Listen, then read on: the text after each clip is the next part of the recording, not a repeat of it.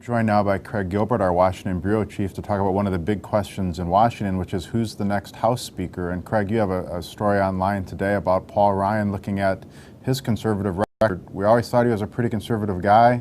Now he's apparently not conservative enough. Give us a sense of what's the dynamic at play here. Well, you know, he's right now the overwhelming choice of his House Republican colleagues, but there are some Republicans on the Hill, some conservatives on the Hill, and some conservatives kind of in the, you know, activist community who have a problem with him, and they don't think he's conservative enough, they don't think he's aggressive enough.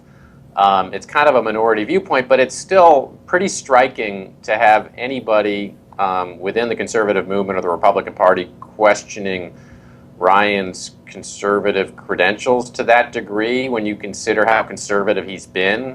Political scientists have a system for rating the ideology of members of Congress over the years based on how they vote. And by their numbers, Paul Ryan is not only more conservative than the vast majority of his House Republican colleagues, but he would be the most conservative House Speaker in our lifetime, basically. I mean, you have to go back before World War II and before the Great Depression to find a Republican Speaker with a voting record as conservative as his is. Yeah, so I mean, to functionally and make it work, I mean, he would want, it seems, unanimity among his caucus. He wouldn't want to be elected with requiring Democratic support, but do you see any way to get that unanimity given the pushback? Think the path to getting it is you have a caucus of 35 or 40. It's called the Freedom Caucus. These are the most conservative members of the House. These are the ones that kind of helped force John Boehner out. Some people think that he can pick off about half of those people one way or another, that he'd be acceptable to them and he can get their support. And that would give him a functioning majority. I mean, the question is whether he can really do this on his own terms.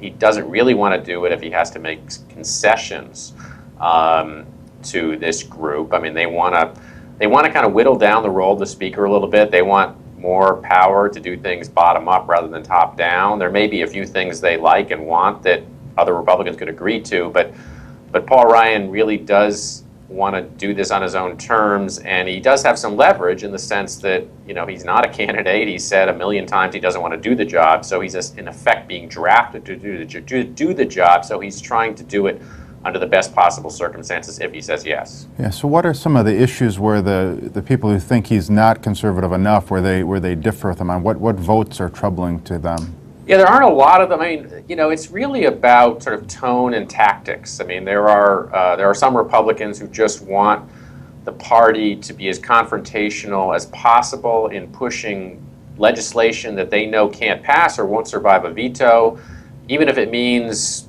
you know, a budget crisis or bringing the government to a halt. And Paul Ryan hasn't been one of those. And so he's voted for spending bills and essentially spending deals, in some cases with Democrats, that have allowed the government to keep functioning rather than go off a fiscal cliff or have a government shutdown or have a real budget crisis. There are, you know, a few issues. The biggest one is probably immigration, where he does part company with some on the right. I mean, he has been more liberal on immigration than a lot of House Republicans, but he hasn't really been a crusader on that issue. I mean, he's generally voted with his party, and I think he's been careful not to get too far away.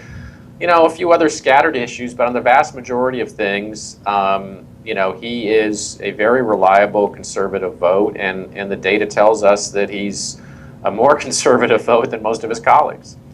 Yeah, it seems that at some level he's being criticized for being too pragmatic, but then you don't have a real pragmatic viewpoint of those who are opposing him, because who else will they find, do you think, who could please everybody in the caucus? Well, that's his attraction, you know, to the caucus, is that he does kind of bridge those divisions better than almost anyone else who seems to be available. I mean, one of the ironies is that Paul Ryan, you know, was kind of the trailblazer on the conservative side of his party in pushing these pretty drastic budgets.